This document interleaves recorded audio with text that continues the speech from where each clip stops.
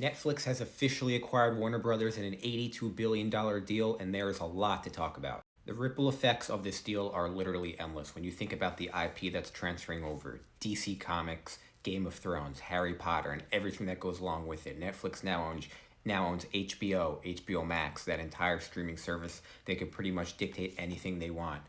What does this mean for the future of movie theaters? What does this mean for the future projects? Like, for instance, the Batman Part 2 is about to be in production. Is that going to be a Netflix only movie? Is it going to go as originally planned? There are so many ripple effects to talk about with this. For me personally, the thing that I thought about first was DC. What does this mean for James Gunn? What does this mean for the future of the DCU? Are we going to be rebooted yet again? Are these movies going to be Netflix only movies? Are we now going to get some Netflix shows? What does this mean? I have no idea. I don't think any decisions have been made yet. It kind of sounds like it's going to be business as usual. Like James Gunn and Peter Safran are going to continue to make what they're already working on, but there are a lot of decisions yet to be made, and there are now new executives in the room. So no matter what they say now, that doesn't guarantee anything. We could be headed for another reboot. Who knows? What does this mean for the future of movies? Obviously, Netflix, their business model is all about watching movies at home. We just had this issue with Frankenstein. Knives Out 3 is kind of getting a small theatrical release. So are they going to take movies that Warner Brothers was working on and originally supposed to be released in theaters and put them on Netflix? Like I said, it's really, really early on.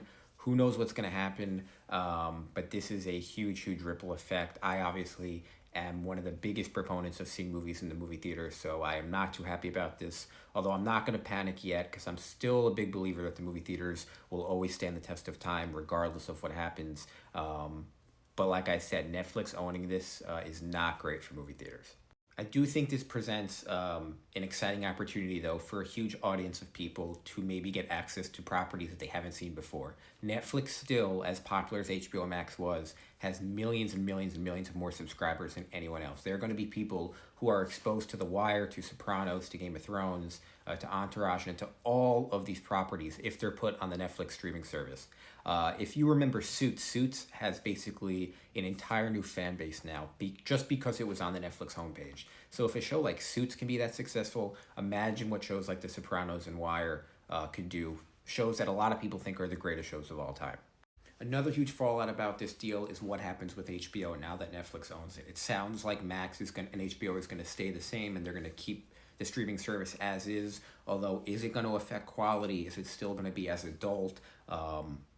HBO has been one of the most consistent Sunday night shows really for over 30 years now. So I don't know if they're gonna, if they make shows on Max like Game of Thrones, are they gonna be the binge model now? Are they gonna make shows on HBO Max follow the Netflix model? Are they gonna keep it the same? Like I said, a million and literally like so many fallout and so many repercussions from this. There's really no end. This is just another thing I'm keeping my eye on. I'm going to be discussing this in a lot more detail on my YouTube channel from every conceivable angle, but I just wanted to get this video up to talk about the high level points. Like I said, I think this is potentially one of the biggest deals with the biggest fallouts in the history of the industry, maybe ever. Netflix now is just an even bigger power player. I thought Paramount was going to buy WB. I wasn't expecting Netflix to get them, and I'm just really, really hoping that things work out well. We'll see what happens. So like I said, go check out my YouTube channel later on tonight, where I'll be posting a much more in-depth video about all of this. But thanks guys for watching. I'm going to be talking about this, I think, a lot for years to come. There's still a lot more coming from this story. And again, I'll see you on the next one.